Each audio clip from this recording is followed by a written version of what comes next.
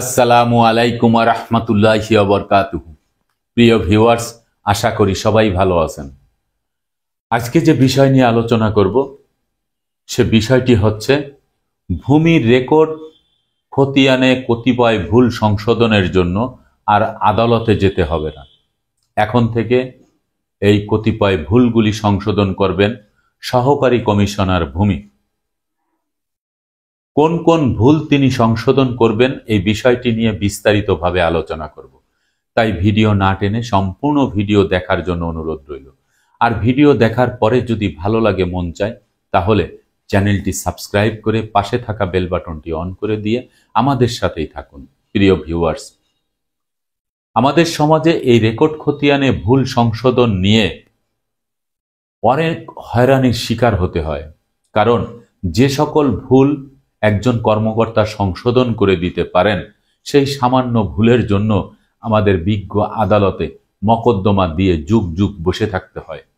সেজন্যই ভূমি মন্ত্রণালয় কর্তৃক আইন শাখা 1 থেকে একটি পরিপত্র জারি করা হয়েছে। এই পরিপত্রটি 7 পাতার। আমার হাতে যে পরিপত্রটি দেখতে পাচ্ছেন, এটি 7 পাতার একটি পরিপত্র এবং এই পরিপত্রের প্রত্যেকটি পাতায় স্বাক্ষরিত এবং সরকারের যে সংশ্লিষ্ট বিভাগগুলি রয়েছে, প্রত্যেকটি সংশ্লিষ্ট বিভাগে আপনার এই পরিপত্রটি কিন্তু দেওয়া হয়েছে অনুলিপি হিসাবে এবং শেষ পৃষ্ঠায় আছে অনুলিপি হিসাবে এই পরিপত্রটি দেওয়া আছে। এখানে সর্বপ্রথম যেই কথাটি লেখা আছে সেটি হচ্ছে the state acquisition and tenancy act 1950 এর 144 বিধান মোতাবেক ভূমি মন্ত্রণালয়াধীন দায়িত্বপ্রাপ্ত ভূমি জরিপ অধিদপ্তর কর্তৃক দেশের সকল জেলায় আরওআর অর্থাৎ রেকর্ড অফ রাইটস চূড়ান্তভাবে মুদ্রিত হওয়ার পরে যে কতিপয় ভুলগুলি ধরা পড়ে, সেই ভুলগুলি সহকারী কমিশনার ভূমি তিনি সংশোধন করে দিবেন, স্পষ্ট করে বলা আছে। তাহলে এই ভুলগুলি নিয়ে বিজ্ঞ আদালতে মকদ্দমা দেওয়ার কোনো প্রশ্নই আসে না, যেহেতু ভূমি মন্ত্রণালয় কর্তৃক একটি পরিপত্র অলরেডি জারি করেছে। আমাদের সমাজে কিছু সংখ্যক মানুষ আছেন যারা আমরা এই সম্পর্কে অবগত নই, যার ফলে আমরা যে ভিডিওগুলি করি আপনাদেরকে সচেতন করার জন্য। কিন্তু স্মার্টফোন বা অ্যান্ড্রয়েড ফোন এখন কিন্তু সবার হাতে। এই ভিডিওগুলি দেখে দেশে এবং প্রবাসে বসে যারা এই চ্যানেলের প্রতিটি ভিডিও দেখেন, তাদের মধ্য থেকে কিন্তু এই প্রশ্নটি করেছেন যে এই রেকর্ড সংশোধনের বিষয়টি যেন একটি ভিডিও তৈরি করি। দেখুন, এই পরিপত্রে যে ভুলগুলি আপনি সংশোধন করতে পারবেন, আমি চৌম্বকীয় বিষয়গুলি আপনাদের সামনে তুলে ধরব, না হলে অনেক বড় একটি ভিডিও হয়ে যাবে। তারপরও আপনারা কষ্ট করে ধৈর্য সহকারে যদি ভিডিওটি দেখেন, যাদের সমস্যা তাদের অবশ্যই উপকারে আসবে। তারপর আরো একটি কথা বলি যে ভূমি মন্ত্রণালয়ের ওয়েবসাইট থেকে আপনারা এই পরিপত্রটি ডাউনলোড দিয়ে প্রিন্ট করে আপনাদের কাছে রাখতে পারেন। এই কতিপয় ভুলের মধ্যে 1 নম্বরে হচ্ছে করণিক ভুল। করণিক ভুল যখন ক্লার্করা কম্পোজ করে প্রিন্ট আউট দেয়, তখন এই ভুলগুলি হয়ে থাকে। যেমন আপনার নামটা সম্পূর্ণ আসে নাই, নামের বানান ভুল হয়ে গেছে, রয়ের পুটলি পড়ে নাই, কয়ের মাত্রা আসে নাই, রফালা পড়ে নাই, এরকম হতে পারে। বাবার নাম ভুল হয়েছে। আপনার এই যে ভুল, আপনার জমির যে অংশ সেটি ভুল হয়েছে, এই যে ভুলগুলি, এই ভুলগুলির জন্য আপনি কিন্তু সরাসরি মামলা মকদ্দমায় না যেয়ে আপনি সেই সহকারী ভূমি কমিশনারের ওখানে আপনি আবেদনের ভিত্তিতে আপনি করতে পারেন, করে নিতে পারেন। 2 নম্বরে হচ্ছে খতিয়ানে প্রতারণামূলক অন্তর্ভুক্তি। প্রতারণা করে, তঞ্চকতা করে যারা খতিয়ানে জালিয়াতি করে, জালিয়াতির মাধ্যমে একটি খতিয়ান সৃষ্টি করেছে, সেই সকল খতিয়ান আপনি যদি চ্যালেঞ্জ করেন সহকারী ভূমি কমিশনারের, যে বিবাদী পক্ষ যেই খতিয়ানটি দিয়েছে সেটি হচ্ছে জাল, তখন এই ভূমি অফিসে যে পূর্বের ডকুমেন্টস আছে সেগুলি দেখে আর আপনার যে খতিয়ান সেটি দেখে কিন্তু আপনারটা সংশোধন তিনি করে দিতে পারবেন। তারপরে হচ্ছে খতিয়ানের 2 নাম্বার কলামে অংশের যদি তঞ্চকতামূলক অর্থাৎ প্রতারণা করে কেউ যদি আপনার এদিক সেদিক করে, খতিয়ানে যে 2 নাম্বার কলামে যে অংশের পরিমাণ থাকে সেটির কথা বলা হয়েছে, সেটিও কিন্তু এই সহকারী ভূমি কমিশনার তিনি কিন্তু সংশোধন করে দিতে পারবেন।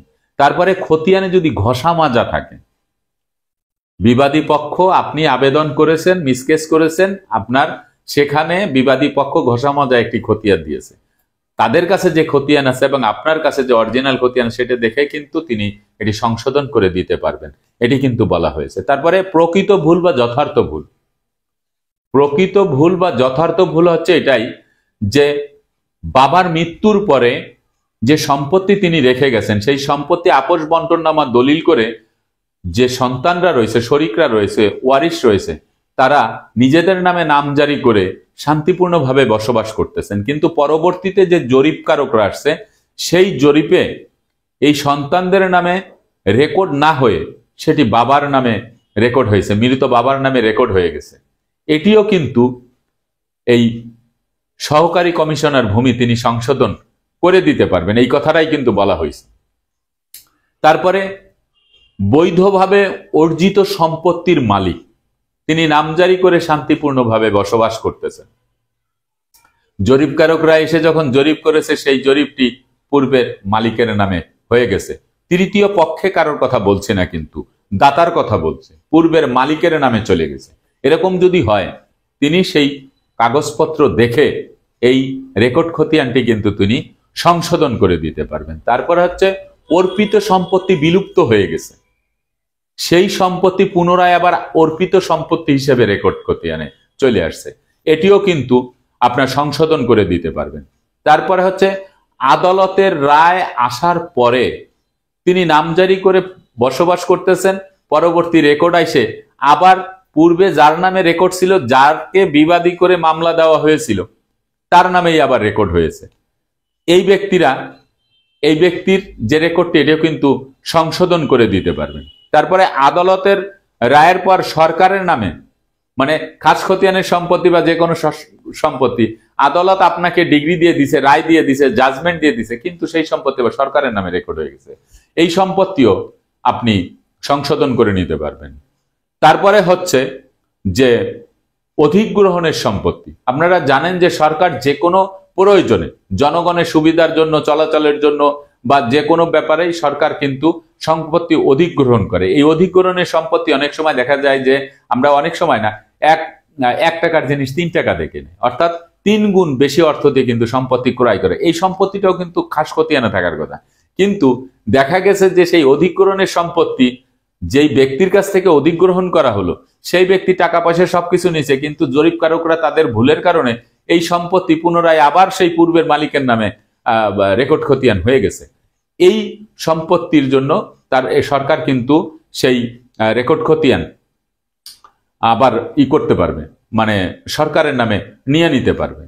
তারপরে হচ্ছে ব্যক্তির জমি নিজ নামে নামজারি থাকা সত্ত্বেও সরকারের নামে নামজারি, মানে সরকারের নামে রেকর্ড হয়ে গেছে, একজন ব্যক্তি মালিক তার নামে নামজারি আছে এবং তিনি সত্ত্বের মালিক, তার নামে রেকর্ড না হয়ে সরকারের নামে ভুলে রেকর্ড করে দিয়েছে, এটার জন্য কিন্তু অধিকাংশ মানুষকেই আদালতমুখী পাঠানো হয়, আদালতে পাঠানো হয় আমি যতটুকু জানি, কিন্তু এই আদালতে না পাঠিয়ে এই পরিপত্রের মাধ্যমে বলা হয়েছে যে এরকম যদি হয়ে থাকে যে একজন মালিক তার সকল কাগজপত্র আছে, তিনি সত্ত্বের মালিক এবং তিনি ব্যক্তি মালিক, তিনি সেখানে শান্তিপূর্ণভাবে বসবাস করতেছেন, হুট করে এই সম্পত্তিটা সরকারের নামে চলে গেছে রেকর্ড খতিয়ানে, তাহলে সেটি কিন্তু এই সহকারী কমিশনার ভূমি তিনি এটি সংশোধন করে দিতে পারবেন। আমার কাছে এই পরিপত্রটি আছে, আমি আপনাদেরকে একটু দেখাবো, তো এটা কিন্তু করে দিতে পারেন, কিন্তু আমাদেরকে সরাসরি পাঠিয়ে দেওয়া হয় আদালতে, তাহলে পরিপত্র ইস্যু করার কি প্রয়োজন, পরিপত্রটি প্রকাশ করার কি প্রয়োজন, কেনই বা লেখা হচ্ছে এখানে যে দি এস্টেট একুজিশন টেন্ডেন্সি অ্যাক্ট 1950 এর 144 বিধান মোতাবেক কেন বলা হচ্ছে, তাহলে ওই আইনটাকে টেনে এনে এই পরিপত্র জারি করে আবার যদি আমাকে আদালতেই যেতে হয়, এটি হচ্ছে মানে দুঃখজনক বিষয়। তারপরে হচ্ছে আপনার পরিত্যক্ত সম্পত্তি। পরিত্যক্ত সম্পত্তি সরকার অবমুক্তি করে দেওয়ার পরেও আবার সরকারের নামে আপনার রেকর্ড খতিয়ান হয়ে গেল। এই সম্পত্তিও কিন্তু সরাসরি সহকারী কমিশনার ভূমি তিনি সংশোধন করে দিতে পারবেন। তারপর আরেকটি বিষয় হচ্ছে যে সরকারের মানে যখন জরিপ হয় তখন যে ওয়ার্কিং ভলিউমে কিন্তু আপনার নাম আছে, ওয়ার্কিং ভলিউমে আপনার নাম আছে যে এই সম্পত্তিটি আপনার নামে কতটুক শতাংশ আপনার নামে রেকর্ড খতিয়ান হয়েছে, অর্থাৎ মাঠ পর্চা। এই মাঠ পর্চার যে ওয়ার্কিং ভলিউম সেটাতে আপনার নাম আছে, সবকিছু আপনি মালিক, এই সম্পত্তির খতিয়ানে সেটি আছে। কিন্তু চূড়ান্ত ভাবে যখন ফাইনাল বই বাধাই করা হয়, সেখানে যে তঞ্চকতা করে হোক, উদ্দেশ্য প্রণোদিত ভাবে হোক, যে কোনো ভাবেই হোক, সেখানে আপনার নামটা আসে নাই, অন্যভাবে চূড়ান্ত ভাবে হওয়ার পরে এটা এদিক সেদিক করে সেটি করে দিয়েছে।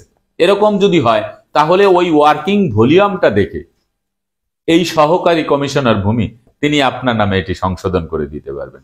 এত রিস্ক কে নেয়?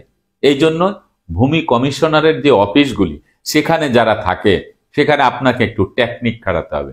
সেটি কি, আপনি যে কি করেন, সরাসরি দালালের সম্মুখীন হয়ে যান। আপনি যে কোনো মানুষকে দিয়ে কাজ করাতে ভালোবাসেন, টাকা পয়সা আছে দিয়ে আপনি চলে আসেন, তখন দেখা যায় যে বলে যে না এটা হবে না, কারণ দালালের কত ক্ষমতা থাকতে পারে। এই জন্য আপনারা এই কাজটা করবেন না। আপনারা সার্ভেয়ারের কাছে যায় ধর্ণা ধরেন, আপনারা একজন ক্লার্কের কাছে যায় ধর্ণা ধরেন, আপনারা সরাসরি মিসকেস করবেন, সরাসরি আপনার আবেদন করবেন এসিল্যান্ড মহোদয়। দেখেন, ডকুমেন্টসের জবাব ডকুমেন্টস দিয়েই দিতে হয়, এটা মাথায় রাখবেন। আপনি যখন একটি আবেদন করবেন তখন এই আবেদনের ভিত্তিতে আপনাকে নোটিশ করবে, নোটিশ করার পরে আপনি তার সামনে বসবেন, আপনার কাগজপত্র নিয়ে বসবেন, বসে আপনি এই পরিপত্র আপনার কাছে রাখবেন। এই পরিপত্রের প্রত্যেকটি পাতায় এখানে কিন্তু স্পষ্ট করে দেখেন, আপনি একদম স্পষ্ট করে প্রত্যেকটি পাতায় কিন্তু সুন্দর করে স্বাক্ষর করা আছে, এবং শেষ পৃষ্ঠায় যাদেরকে দেওয়া হয়েছে প্রত্যেকটি সংশ্লিষ্ট বিভাগে, বিভাগীয় কমিশনার থেকে শুরু করে প্রত্যেক জেলার ডিসি মহোদয় থেকে শুরু করে প্রত্যেকটি সংশ্লিষ্ট বিভাগ, উপজেলার এসিল্যান্ড থেকে শুরু করে সবাইকে দেওয়া আছে। তাহলে এইটার কেন মূল্যায়ন করা হবে না? এটাই হচ্ছে আমাদের কথা। আমার ভিডিও আপনাদেরকে সচেতন করার জন্য, আপনাদের পথ প্রদর্শক হিসাবে সহায়তা করার জন্য। আমি উদ্দেশ্য প্রণোদিতভাবে ভিডিও করি না, যাতে করে আপনারা আপনাদের কার্যক্রমগুলি সুন্দরভাবে সরকারের সংশ্লিষ্ট বিভাগে বেগ পেতে না হয়, সেই জন্য এই ভিডিও করা। একটু কষ্ট হলেও ভিডিওটা না টেনে দেখবেন।